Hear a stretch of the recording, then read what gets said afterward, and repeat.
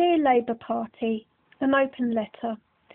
I'm doing this just to tell you the effect immigration has had on me and my everyday life, to the point I have uprooted my family, left the area I grew up in, I've left my friends and close family behind and moved into the country.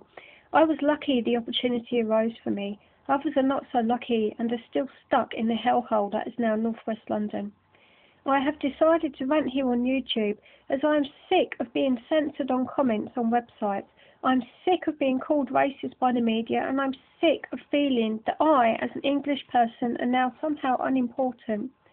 I just thought I'd share how immigration has affected every aspect of my life, in the hope that maybe, just maybe, the sheltered MPs who really have no idea what it's like for us common people will listen. After all, you don't have to shop in our ghetto-like areas.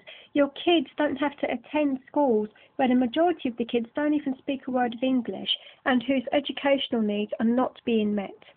From my son's birth through to his education, our everyday lives and shopping, to foreign drivers, this is what we put up with every day. I could go one end of the day to the next without hearing a single English conversation. From the moment I get up until I go to bed, my life is affected by the high rate in my area of London has seen of Eastern European economic migrants, not to mention the previous influx of refugees from wars long ago finished. I mean, what's with that? Why haven't they gone home now? It seems all you have to do to live here is to hijack a plane, plant a few bombs, preach some hate, and bingo, you can live here and take from us. I mean, that aside, back to the economic migrants. The birth of my son. I was turned away from my local maternity hospital on 2 occasions. Barnet Hospital, the one that was recently subject on Panorama. Did anyone else notice that all the mothers interviewed were actually foreign? The first time I was turned away was after a serious car crash. They were full to the brim. I was 6.5 months pregnant, and the paramedics and I were concerned that the baby wasn't moving, but they locked the doors and refused to let us in, despite the paramedics pleading through the intercom. I was turned away again when I was 15. Yes, 15 days overdue, even though complications can arise from the placenta deteriorating at this point. I came back on day 16, and I then had a horrendous birth, because the hospital, even back then, was filled with foreign people, and I was ignored and left alone. The midwives were too busy fussing around trying to find translators. I suffered complications as a result of being left alone, to which I am still suffering the consequences of. My partner was sent home. He was told he couldn't stay during my labour, yet the other mums had people with them, translators and or family acting as translators. That wasn't fair. I couldn't even have my child's father present. You know, and as for the aftercare, what aftercare? I was dumped back on the ward. Yeah, it was 3:30 in the morning. I was weak, I couldn't sit up, I couldn't even hold my baby. I wasn't even helped to breastfeed my child, and I was ignored. I simply discharged myself in the morning. At my local baby clinic, I was shoved aside and told to wait, time and time again, by health visitors who were, up to their eyeballs in Somali and Eastern European mothers with little or no English skills. It wasn't the health visitors' fault. They didn't ask to have to deal with it. Yeah, but they bore the brunt. I was the one who suffered. Sometimes I'd be waiting over an hour just to have my baby weighed. I didn't get any advice on any problems I was having or on breastfeeding. They simply didn't have the time. I actually got an apology from one very stressed health visitor when my son was about 5 months old because I pleaded for a home visit. It was established I had postnatal depression and I broke down. She confessed that I was left to it because it was assumed I'd cope. Because I was English, I had a good job. I didn't have any drug or alcohol dependency problems. I needed help and advice too. What about my needs?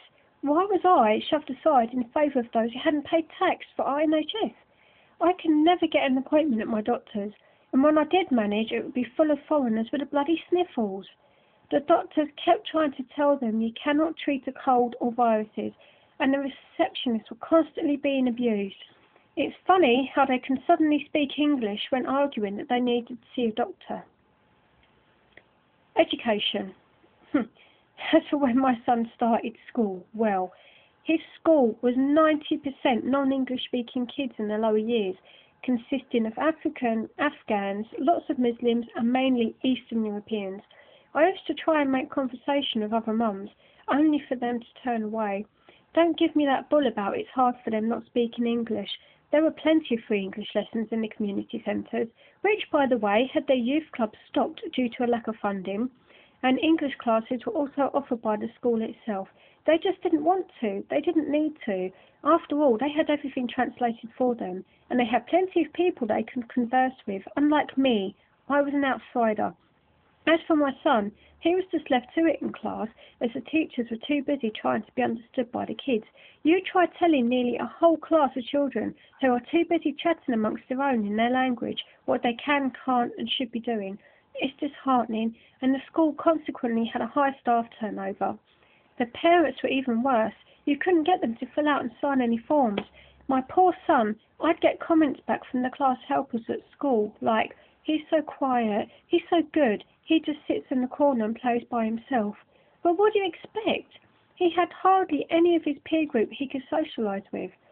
See, in our area, anyone who could do left and moved away, and of the people that remained, it was those stuck in social housing.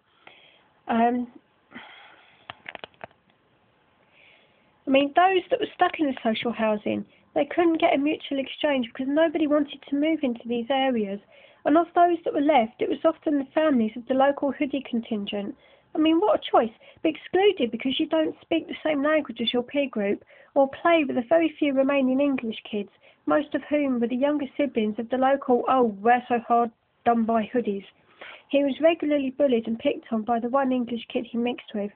It was like my son and I were in a foreign country. We were the outsiders. We didn't choose this. It's not like we emigrated to another country. This was supposed to be our country. How on earth was my son meant to learn conversational skills and learn to socialise with his peers? How was he meant to learn in that environment? And don't even get me started on the so-called nativity. In fact, I might even put that up as a separate video. It took all of the patience in the world last Christmas for the staff to get a class of kids who didn't understand a word of English to merely pretend to be an animal, walk around a pond and drink.